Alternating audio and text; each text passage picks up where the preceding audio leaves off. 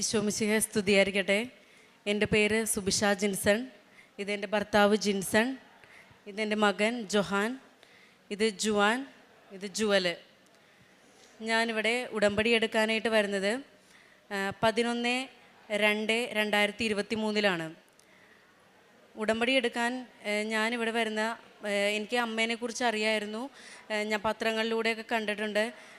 ഞാൻ സാക്ഷ്യങ്ങൾ വായിക്കാറുള്ള ഒരാളാണ്. സാക്ഷ്യങ്ങൾ കേൾക്കും. അതുപോലെ പ്രാർത്ഥനകൾ. ഞാൻ ഈ മോളെ സുഖമില്ലാണ്ടിരിക്കുന്ന സമയത്താണ് ഞാൻ ആദ്യമായി പ്രഭാതത്തിലെ പ്രാർത്ഥന ചൊല്ലാനായിട്ട് അച്ഛൻ്റെ കൂടെ തുടങ്ങിയത്. അപ്പം ഇവൾക്ക് വേണ്ടിയാണ് ഞാൻ ഇവിടെ വന്ന് ഉടമ്പടി എടുക്കുന്നത്. കാരണം ഇവൾക്ക് ജനിക്കുമ്പോഴത്തേക്കും വെയിറ്റ് കുറവായിരുന്നു. അപ്പോൾ ജനിച്ചതിന് ശേഷം വെയിറ്റ് കുറവാണെങ്കിലും കാര്യമായ കുഴപ്പങ്ങളൊന്നും ഇല്ലാത്തതുകൊണ്ട് ഡോക്ടർ കുട്ടിയെ കൊണ്ടുപോകാൻ കുഴപ്പമൊന്നുമില്ല എന്ന് പറഞ്ഞു. അതിനുശേഷം ഒരു മാസം കഴിഞ്ഞ് കഴിഞ്ഞപ്പോഴത്തേക്കും വീണ്ടും ഒരു ചെക്കപ്പിന് ചെല്ലേണ്ടി വന്നു.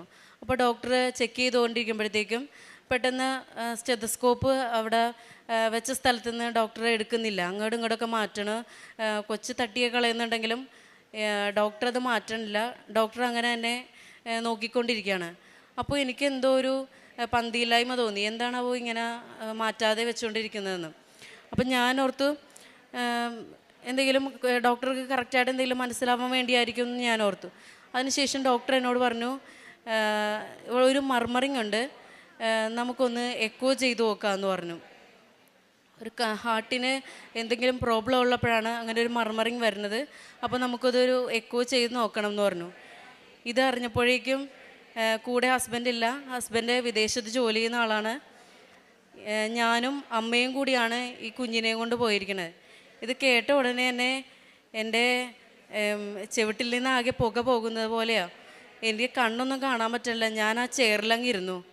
കുറച്ച് കഴിഞ്ഞപ്പോഴത്തേക്കും ഡോക്ടർ പറഞ്ഞു, താൻ വിഷമിക്കണ്ട, നമുക്കൊന്ന് ചെയ്തു നോക്കാം, എന്താ വിവരമെന്ന് നമുക്കറിയാലോ എന്ന് പറഞ്ഞു. അങ്ങനെ കുഞ്ഞിനെ കാർഡിയോളജിയിലേക്ക് റെഫർ ചെയ്തു. അവിടെ പീഡിയാട്രിക് കാർഡിയോളജിയിൽ കുഞ്ഞിനെ കാണിച്ചു കഴിഞ്ഞപ്പോഴത്തേക്കും ഡോക്ടർ പറഞ്ഞു, ഹാർട്ടിൻ്റെ വാൽവിന് 2 ഹോൾ ഉണ്ടെന്ന് പറഞ്ഞു. അങ്ങനെ ഞാൻ പുറത്തിറങ്ങിയതിന് ശേഷം ഞാൻ ആകെ കരയാൻ തുടങ്ങി. എനിക്കിത് എന്ത് ചെയ്യണം? ഹാർട്ട് ഓപ്പൺ ചെയ്ത് സർജറി ചെയ്യേണ്ടവരോ? എനിക്കൊന്നും അറിയാൻ പാടില്ല. ഞാൻ ആരോട് ചോദിക്കും? എനിക്ക് ഒന്നും കിട്ടാനില്ല. ഞാൻ എന്ത് ചെയ്യും? നിന്നോടത്ത് നിന്ന് ഞാൻ ആകെ കരയാണ്. അപ്പം അമ്മച്ചി എന്നോട് പറഞ്ഞു, നീ വിഷമിക്കല്ലേ, നമുക്ക് ദൈവത്തോട് പ്രാർത്ഥിക്കാം എന്ന് പറഞ്ഞു. അതിനുശേഷം ഞാൻ ഇവിടെ ഈ കൃപാസനത്തെ പറ്റി ധാരാളം കേൾക്കുന്നുണ്ട്, സാക്ഷ്യങ്ങളൊക്കെ കാണുന്നുണ്ടെങ്കിലും ഇങ്ങോട്ട് വരാൻ, അതായത് എനിക്ക് ഹസ്ബൻഡ് ഉണ്ടെങ്കിൽ മാത്രമേ കുഞ്ഞുങ്ങളെ കേട്ട് വരാനായിട്ട് പറ്റുള്ളൂ. എൻ്റെ അനിയൻ ഒരു ആക്സിഡൻറ്റ് മൂലം തളർന്ന് കിടക്കുകയാണ്. അപ്പോൾ വീട്ടിൽ നിന്ന് ആരെങ്കിലും കൊണ്ടുവരണമെങ്കിൽ എനിക്ക് അവരോടൊപ്പം വരാനായിട്ട് പറ്റില്ല. അവരാരെങ്കിലും വേണം കൂടെ. പിന്നെ ഞാനും അമ്മയും 3 കുഞ്ഞുങ്ങളുമാണ് വീട്ടിൽ താമസിക്കുന്നത്. അപ്പോൾ എന്ത് ചെയ്യണം എന്നറിയാണ്ട് ഞാനിങ്ങനെ നിൽക്കുന്ന സമയത്ത് യാദൃശ്ചികമായിട്ട് എനിക്കൊരു കൃപാസനം പേപ്പർ കിട്ടി. കൃപാസനം പേപ്പർ കിട്ടിക്കഴിഞ്ഞപ്പോൾ അതിൽ കൊടുത്തിരിക്കുന്നൊരു വാക്യം ഇങ്ങനെയാണ്, ദൈവത്തിനൊന്നും അസാധ്യമല്ല, ലൂക്ക 1:37. അത് കണ്ടു കഴിഞ്ഞപ്പോഴത്തേക്കും എനിക്ക് ആകെ ഒരു എനിക്ക് വേണ്ടി ദൈവം എന്തോ ചെയ്യണമെന്നുള്ളൊരു തോന്നൽ എനിക്കുണ്ടായിരുന്നു. ദൈവത്തിനൊന്നും അസാധ്യമല്ല, മനുഷ്യർക്ക് സാധ്യമല്ലാത്തത് ദൈവത്തിന് സാധ്യമാണെന്നുള്ളൊരു തോന്നൽ എനിക്കപ്പോൾ ഉണ്ടായിരുന്നു. ഞാൻ വേഗം എനിക്ക് പിന്നെ കൃപാസനത്തിലേക്ക് എങ്ങനെയെങ്കിലും വരണമെന്നായിരുന്നു. കൃപാസനത്തിൽ വരണം അങ്ങനെ ദിനം പ്രതി ഞാൻ അങ്ങനെ ആലോചിച്ചുകൊണ്ടിരിക്കുകയാണ്. അപ്പം കുറച്ച് ദിവസങ്ങൾ കഴിഞ്ഞ് കഴിഞ്ഞപ്പോഴത്തേക്കും ഞാനപ്പോൾ ഹസ്ബൻഡിനോട് പറയും, എനിക്ക് കൃപാസനത്തിൽ പോകണം. അപ്പോൾ ഹസ്ബൻഡ് വിശ്വാസമുള്ള ഒരാളാണ്. പക്ഷേ കൃപാസനമായിട്ട് നമ്മൾ വീട്ടിൽ നിന്ന് ആരും അങ്ങനെ പോന്നിട്ടില്ല, അങ്ങനെ അറിയില്ല കൃപാസനത്തെ പറ്റി കാര്യങ്ങളൊന്നും. പറയും, ഞാൻ വന്നിട്ട് പോകാം, കുഞ്ഞല്ലേ, അപ്പോൾ ഞാൻ വന്നിട്ട് പോകാമെന്ന് പറയാം. പക്ഷേ എനിക്ക് എങ്ങനെയെങ്കിലും ഇവിടെ എത്തണം. എനിക്ക് അടുത്ത സ്കാനിങ് പറഞ്ഞിരിക്കുന്ന മാർച്ചിലാണ് പറഞ്ഞിരിക്കുന്നത്. അപ്പോൾ അതിനു മുന്നേ എനിക്ക് ഈ കുഞ്ഞിനെയും കൊണ്ട് ഇവിടെ എത്തി അമ്മേനെ കാണിക്കണം. അമ്മയുടെ സംരക്ഷണം എൻ്റെ കുഞ്ഞിന് വേണം എന്ന് കരുതി ഞാൻ വീണ്ടും അമ്മേനോട് പ്രാർത്ഥിക്കാൻ തുടങ്ങി. അപ്പം ഞാൻ രാവിലെ പ്രത്യക്ഷീകരണ പ്രാർത്ഥന ചെല്ലാറുണ്ട്. ഞാൻ അന്ന് റെക്കോർഡിക്കലായിട്ട് വരുമ്പോഴത്തേക്കും ഞാൻ അപ്പോഴും എഴുന്നേറ്റ് നിന്ന് പ്രാർത്ഥിക്കും, ജപമാല ചൊല്ലും. എനിക്ക് ഇത്രയുള്ള കുഞ്ഞാണെങ്കിലും ഞാൻ പള്ളിയിൽ പോവാറുണ്ട്. അപ്പോൾ എനിക്കങ്ങോട്ട് എങ്ങനെയെങ്കിലും ഇവിടെ വരണം അങ്ങനെയുള്ളൊരു തോന്നലായിരുന്നു. അതിനുശേഷം ഒരു ദിവസം ഞാൻ അപ്പോൾ എന്താണ് കൃപാസനം എന്നുള്ള ഒരു ഇതൊന്നും എനിക്കറിയില്ല. ഞാനിങ്ങനെ കൃപാസനത്തെ പറ്റി മാതാവ് പ്രത്യക്ഷപ്പെട്ടു, അച്ഛൻ കണ്ടു, അങ്ങനെയൊക്കെ അതിനൊന്നും എനിക്കങ്ങനെ കറക്റ്റായിട്ട് അറിയില്ല. എന്താ ഇതിൻ്റെ ഒരു ഇതൊന്നും എനിക്ക് കാര്യമായിട്ട് അറിയില്ലായിരുന്നു. അങ്ങനെ ഞാനൊരു ചാനലിൽ അച്ഛൻ്റെ ഒരു ഇൻ്റർവ്യൂ കാണാൻ തുടങ്ങി. ആ ഇൻ്റർവ്യൂ കണ്ടു കഴിഞ്ഞപ്പോഴത്തേക്കും ഞാൻ അടുത്ത എപ്പിസോഡ് കണ്ടു. അപ്പോഴാണ് അച്ഛൻ മാതാവ് പ്രത്യക്ഷപ്പെട്ടെന്നും ഒരു ആരാധന മധ്യേ പ്രത്യക്ഷപ്പെട്ടതാണെന്നും ഇതുപോലെ ധാരാളം ആൾക്കാർ വന്ന് അവരുടെ സാക്ഷ്യങ്ങളാണ് ഈ ആൾത്താരയിൽ വന്നിരുന്ന് പറയണത് കേട്ടപ്പോൾ പിന്നെ എനിക്കിവിടെ വന്നേ പറ്റുള്ളൂ. അപ്പം ഞാൻ ഹസ്ബൻഡിനോട് പറഞ്ഞു, എനിക്ക് ഇനി എന്തായാലും പോയേ പറ്റുള്ളൂ, എനിക്ക് പോകാനുള്ള പൈസ വേണം. അപ്പോൾ ഹസ്ബൻഡ് പറഞ്ഞു, ഞാൻ വന്നിട്ട് പോകാമെന്നൊക്കെ പറഞ്ഞു. എന്നിട്ട് ഓരോ ദിവസവും പറയും, എനിക്ക് പൈസ വേണം പോകാൻ. അപ്പം നമ്മൾ ചിലവ് കഴിഞ്ഞിട്ടുള്ള ബാക്കി ഇങ്ങോട്ട് വരാനായിട്ട് എനിക്ക് കാറൊക്കെ പിടിച്ച് വരണം. ഞാനപ്പം ഈ കുഞ്ഞുങ്ങളെയുമായിട്ട് ഞാൻ ഒരു ദിവസം മനസ്സോടെ ഭർത്താവ് എനിക്ക് പൈസ എന്നിട്ട് പറഞ്ഞു, എന്നാൽ നീ കൃപാസനത്തിൽ പോകുമെന്ന് പറഞ്ഞു. ഞാൻ വേഗം ഈ കുഞ്ഞുങ്ങളെയുമായിട്ട്, എൻ്റെ അമ്മയുണ്ട്, ചേച്ചി ഉണ്ടായിരുന്നു, 2 അമ്മമാരും ഉണ്ടായിരുന്നു. അങ്ങനെ ഞാൻ ഇവിടെ വന്നു. ഇവിടെ വന്നതിന് ശേഷം ഞാൻ വേഗം ഒത്തിരി തിരക്കുള്ള ഒരു 2ാം ശനിയാഴ്ച ആയിരുന്നു ഞാൻ വന്നത്. ഒത്തിരി തിരക്കുള്ളൊരു ദിവസമായിരുന്നു. അപ്പോൾ വന്നതിന് ശേഷം ഞാൻ ക്യൂ നിന്ന് കഴിഞ്ഞിട്ട് എനിക്ക് കൊച്ചിനെയും പിടിച്ചുകൊണ്ട് നിൽക്കണത് ഈ 3 പിള്ളേരൊക്കെ ഉള്ളതെന്ന് അതൊന്നും ഒരു പ്രശ്നമല്ല. എനിക്ക് എങ്ങനെയെങ്കിലും ഉടമ്പടി എടുക്കണം എന്നുള്ളൊരു ഇതായിരുന്നു. അപ്പോൾ എന്നോട് അമ്മച്ചി ചോദിക്കണ്ട, നിനക്ക് കൊണ്ട് പറ്റുമോ, ഇത്രയും കുഞ്ഞിനെ വെച്ചിട്ട് സാധിക്കുമോ എന്നൊക്കെ ചോദിക്കണ്ട. അപ്പം പറഞ്ഞു, എനിക്ക് പറ്റും, എനിക്ക് എന്തായാലും എനിക്ക് ഉടമ്പടി എടുത്തേ പറ്റുള്ളൂ എന്ന് പറഞ്ഞ് ഞാൻ ഇവിടെ കയറി ഉടമ്പടി എടുത്ത് അതിനുശേഷം ഞാൻ ഇവിടെ വരുമ്പോൾ കുർബാനയായിരുന്നു. ഞാൻ മാതാവിനെ ഒന്ന് കണ്ടിട്ട് ഉടമ്പടി എടുക്കാൻ പോയി. അതിനുശേഷം ഇവിടെ വന്ന് കുഞ്ഞിനെ നിലത്ത് വെച്ച് എനിക്ക് എന്താണ് പറയേണ്ടതെന്ന് അറിയാൻ പാടില്ല മാതാവിനോട്. എനിക്ക് കുഞ്ഞിൻ്റെ രോഗം മാറ്റിക്കിട്ടണമെന്നോ അസുഖം മാറ്റിക്കിട്ടണമെന്നോ ഇതിന് പൈസ ഇതിന് എന്തെങ്കിലും ചെയ്തു കഴിഞ്ഞിട്ടുണ്ടെങ്കിൽ ഞാനിങ്ങനെ നോക്കും. എനിക്കൊന്നും അറിയാൻ പാടില്ല. ഞാനൊരു ബിഗ് സീറോയിൽ നിൽക്കുകയാണ്. അപ്പം ഞാൻ ഇങ്ങനെ നിന്ന് മാതാവിനോട് ഒന്നും പറയാനില്ല. എൻ്റെ കണ്ണിൽ നിന്ന് ഇങ്ങനെ കണ്ണീര് ഒഴുകിക്കൊണ്ടിരിക്കുകയാണ്. ഒഴുകിക്കൊണ്ടിരുന്ന് കണ്ണ് കാണാമെന്നുള്ള പരിവായി കഴിഞ്ഞപ്പോഴത്തേക്കും ഞാൻ നോക്കുമ്പോഴുണ്ട് മാതാവിൻ്റെ ആ കൈ ഇരിക്കണത് മാതാവിൻ്റെ ഹൃദയത്തിലാണ്. ഞാൻ മാതാവിനോട് പറഞ്ഞു, മാതാവേ, ആ ഹൃദയത്തിലിരിക്കുന്ന കൈ കുറച്ചുകൂടി താഴ്ത്തി എൻ്റെ കുഞ്ഞിൻ്റെ വാൽവിലേക്ക് വെക്കണേന്ന്. ഞാൻ എന്നിട്ട് ഓരോ ദിവസവും മാതാവിനോട് പ്രാർത്ഥിക്കും, എൻ്റെ കുഞ്ഞിൻ്റെ ആ വാൽവിലേക്ക് അമ്മയുടെ കൈ ചെല്ലണം, അമ്മയുടെ സംരക്ഷണം എൻ്റെ കുഞ്ഞിന് വേണം, ദിനം പ്രതി പ്രാർത്ഥിക്കും. ഞാൻ എന്നിട്ട് വീട്ടിൽ ചെന്നു. ഉടമ്പടി അന്ന് ഞാൻ ആരംഭിച്ചില്ല. കാരണം എനിക്ക് ഇവളെ ഈ അസുഖങ്ങളൊന്നും വരാൻ പാടില്ല, അധികം പുറത്തോട്ടൊന്നും കൊച്ചിനെ കൊണ്ടുപോകാൻ പാടില്ല. അപ്പം അതുകൊണ്ട് ഞാൻ ഇവളെ ഈ അമ്മയുണ്ട്. അപ്പം ഞാൻ രാവിലെ പള്ളിയിൽ പോവുകയാണെങ്കിൽ അമ്മ പോവും, ചില ഞായറാഴ്ചകളിൽ പോകാൻ പറ്റില്ല, അങ്ങനെയുള്ള ഇതായിരുന്നു. അപ്പോൾ എനിക്ക് കുമ്പസാരിക്കണമായിരുന്നു. അപ്പം ഞാൻ ഇവിടെ വരുമ്പോഴും എനിക്ക് കുമ്പസാരിക്കാനായിട്ടുള്ളൊരു സാഹചര്യം ഉണ്ടായിരുന്നില്ല. ഞാൻ തിരികെ വീട്ടിൽ ചെന്നു. അന്ന് ഞാൻ തുടങ്ങിയില്ല. പിറ്റേ ദിവസം രാവിലെ ഞാൻ അച്ഛൻ പള്ളിമേടെ പോയി അച്ഛനോട് പറഞ്ഞു, എനിക്കൊന്ന് കുമ്പസാരിക്കണം അച്ഛോ എന്ന് പറഞ്ഞു. വേഗം കുമ്പസാരിച്ചു. അന്ന് മുതൽ ഞാൻ ഈ മാതാവിനോട് കൂടെ ആയിരിക്കാനായിട്ട് തുടങ്ങി. എന്നെക്കൊണ്ട് കഴിയുന്ന എല്ലാ കാര്യങ്ങളും ഞാൻ ചെയ്യാൻ തുടങ്ങി. ആ ഒരവസ്ഥയിൽ എന്നെക്കൊണ്ട് എന്തൊക്കെ ചെയ്യാൻ പറ്റുമോ ഞാൻ അതൊക്കെ ചെയ്യാൻ തുടങ്ങി. ഞാൻ മറ്റുള്ളവരെ സഹായിക്കാൻ തുടങ്ങി.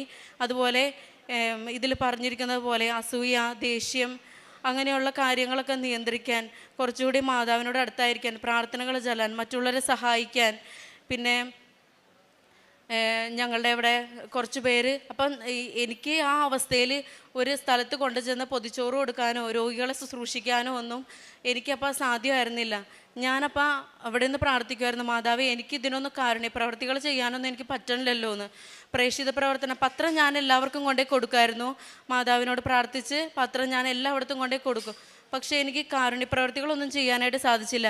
അപ്പം അങ്ങനെ ഇരിക്കുകയാണ് ഞങ്ങളുടെ ഇവിടെ ഈ പൊതിച്ചോറ് കൊടുക്കാനായിട്ട് നമ്മളുടെ വീട്ടിൽ നിന്ന് ഒരു പൊതിച്ചോറ് തരുമെന്ന് ചോദിച്ചപ്പോഴത്തേക്കും ഞാൻ പറഞ്ഞു, ഞാൻ 10 പൊതിച്ചോറ് തന്നേക്കാമെന്ന് പറഞ്ഞു. അപ്പം ഞാൻ ആ 10 പൊതിച്ചോറ്, അതുപോലെ പിന്നെ ഞാൻ വണ്ടി ഓടിക്കണ ഒരാളാണ്. ഞാൻ ചിലപ്പോൾ ആർക്കെങ്കിലും വയ്യാതെ പറയുന്നുണ്ടെങ്കിൽ അവരെവിടെയെങ്കിലും കൊണ്ടുപോയി ആക്കാൻ, അതുപോലെ എന്തെങ്കിലും എന്നെക്കൊണ്ട് ചിലപ്പോൾ ഒരു 100 രൂപയായിരിക്കും, എൻ്റെ കൂടെയുള്ളവർക്ക് ആർക്കെങ്കിലും നമുക്ക് ഒരു സഹായം ചെയ്യാൻ, അങ്ങനെയൊക്കെ ഞാൻ ശ്രമിച്ചിട്ടുണ്ട്.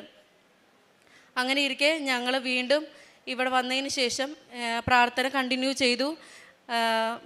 ഞാൻ ആകെ അടുത്ത സ്കാനിങ് പറഞ്ഞിരുന്നത് മാർച്ച് മാസത്തിലായിരുന്നു. അപ്പോൾ മാർച്ച് മാസത്തിൽ ഞാൻ സ്കാനിങ്ങിന് പോണതിന് മുന്നേ ആയിട്ട് ഈ കുഞ്ഞിൻ്റെ നെഞ്ചിൽ എന്നും കുടുംബ പ്രാർത്ഥന കഴിയുമ്പോഴത്തേക്കും ഞാൻ കുരിശ് വരക്കുമായിരുന്നു. തൈലം കൊണ്ട് കുരിശ് വരക്കും. ഇവരെല്ലാവരെയും ഞാൻ അവർ കിടക്കാൻ നേരവും പ്രാർത്ഥന കഴിഞ്ഞതിന് ശേഷവും കുടുംബ പ്രാർത്ഥന കഴിഞ്ഞ് എല്ലാവരുടെയും നെറ്റിയിൽ കുരിശ് വരക്കും. ഈ കുഞ്ഞിൻ്റെ നെഞ്ചിനവിടെയായിട്ട് ഞാൻ കുരിശ് വരയ്ക്കുമായിരുന്നു. അങ്ങനെ സ്കാനിങ്ങിന് ചെന്നു. അവിടെ ചെന്ന് കഴിഞ്ഞപ്പോഴത്തേക്കും ഞാൻ ഒറ്റയ്ക്കേ ഉള്ളൂ ആദ്യത്തെ സ്കാനിങ്ങിന്. അവിടെ ചെന്ന് കഴിഞ്ഞ് കഴിഞ്ഞപ്പോഴത്തേക്കും ഡോക്ടർ എന്നോട് പറഞ്ഞു, സ്കാൻ ചെയ്തതിന് ശേഷം ഡോക്ടർ പറഞ്ഞു, ആ 2 വാൽവിൽ ഒരു വാൽവ് അങ്ങ് ചുരുങ്ങിയിട്ടുണ്ടെന്ന് പറഞ്ഞു. അതിനുശേഷം ഡോക്ടർ പറഞ്ഞു, ഈ ചുരുങ്ങിയത് കൊണ്ട് നമുക്കൊരു കാര്യം ചെയ്യാം, നമുക്കൊന്നും കൂടി വെയിറ്റ് ചെയ്യാം. ഇവൾക്ക് ഇങ്ങനെ ശ്വസിക്കുമ്പോൾ ഒരു മർമറിങ് ഉണ്ട്, നമ്മളിങ്ങനെ കൂർക്കം വലിക്കണ പോലെ ഒരു സ്വരം ഉണ്ടാവും. അപ്പം ചുരുങ്ങിയത് കൊണ്ട് ഡോക്ടർ പറഞ്ഞു ഒരു 6 മാസം കഴിയുമ്പോൾ വീണ്ടും വരാൻ പറഞ്ഞു. അപ്പം ഞാൻ ഡോക്ടറോട് ചോദിച്ചു, ഡോക്ടറെ എന്തെങ്കിലും മരുന്ന് കൊടുക്കണമെന്ന് ചോദിച്ചു. ഡോക്ടർ പറഞ്ഞു, മരുന്നിപ്പോൾ ഒന്നും കൊടുക്കണ്ട, നമുക്ക് നോക്കാം, പറ്റിയില്ലെങ്കിൽ ഒരു 2 വയസ്സൊക്കെ ആകുമ്പോഴത്തേക്കും നമുക്ക് കയ്യിലൂടെ ഇത് കയറ്റി നമുക്ക് അങ്ങ് അടച്ചു കളയാമെന്ന് പറഞ്ഞു. അങ്ങനെ ഞാൻ അവിടെ നിന്ന് പോന്നു. വീണ്ടും പ്രാർത്ഥന കണ്ടിന്യൂ ചെയ്തു. ഞാൻ പുതുക്കാൻ വന്നു. അതിനുശേഷം വീണ്ടും കുഞ്ഞിനെ ഹോസ്പിറ്റലിൽ കൊണ്ടുപോയി. അപ്പോൾ ഹസ്ബൻഡും ഉണ്ടായിരുന്നു. അപ്പം ഞാൻ നമ്മൾക്ക് ഈ എക്കോയ്ക്ക് കയറുന്നതിന് മുന്നേ ഈ കുഞ്ഞിനെ മയക്കണമായിരുന്നു. അപ്പോൾ അവർ നമുക്ക് മരുന്ന് തരും. ആ മരുന്ന് ഞാൻ തന്നെയാണ് കുഞ്ഞിന് കൊടുത്ത് മയക്കി എൻ്റെ കൈ പിടിച്ചുകൊണ്ടാണ് കൊച്ചിനെ എക്കോ ചെയ്യിക്കാനായിട്ട് കയറ്റണത്. അപ്പോൾ കയറ്റി കഴിയുമ്പോഴത്തേക്കും എൻ്റെ ഈ കാശ് രൂപം കയ്യിലുണ്ട്. അപ്പോൾ ഈ സ്കാനിങ്ങിന് പോയ സമയത്ത് ആരുമില്ലാത്ത ഈ സമയത്ത് എൻ്റെ ബാഗിലാണ് കിടക്കുന്നത്. അതായത് നഷ്ടപ്പെട്ടു പോകുമെന്ന് കരുതി ഞാൻ ഈ കാശ് രൂപം അങ്ങനെ ഈ കഴുത്തിലൊന്നും ഇടാറില്ല, കാരണം ഇവരൊക്കെ പിടിച്ച് വലിക്കുമ്പോഴത്തേക്കും ചിലപ്പോൾ നഷ്ടപ്പെട്ടു പോകുമെന്ന് കരുതി. അപ്പം ഞാൻ എൻ്റെ ബാഗിൻ്റെ ഉള്ളിലത്തെ അറയിലാണ് ഇട്ടേക്കണത്. അപ്പോൾ ഒരു രാജാവ് പടവെട്ടാനൊക്കെ പോകുമ്പോഴത്തേക്കും ഉറയിൽ നിന്ന് വാളൂരണ പോലെയാണ് ഞാൻ ഈ കാശുരൂപം എടുക്കുന്നത്. കാരണം കാശുരൂപം മാത്രമുള്ള എൻ്റെ ധൈര്യം. ഈ കാശുരൂപത്തിൻ്റെ ആ ധൈര്യത്തിലാണ് ഞാൻ ഈ അകത്ത് കയറണത്. അപ്പോൾ അകത്ത് 2ാം പ്രാവശ്യവും കയറി കഴിഞ്ഞപ്പോഴത്തേക്കും ഡോക്ടർ എന്നോട് പറഞ്ഞു, ആദ്യത്തെ 2 വാൽവ് ഉള്ളതിൽ ആദ്യത്തെ വാൽവ് പൂർണ്ണമായിട്ടും അടഞ്ഞു പോയിന്ന്. അതിനുശേഷം വീണ്ടും ഡോക്ടർ പറഞ്ഞു, ഇനിയൊരു കാര്യം ചെയ്യാം, നിങ്ങൾ 1 വർഷമൊക്കെ കഴിഞ്ഞ് ബർത്ത്ഡേ ഒക്കെ ആഘോഷിച്ചിട്ട് വന്നാൽ മതിയെന്ന്. അങ്ങനെ ഞാൻ വീണ്ടും ഇവിടെ വന്ന് ഉടമ്പടിയൊക്കെ പുതുക്കി.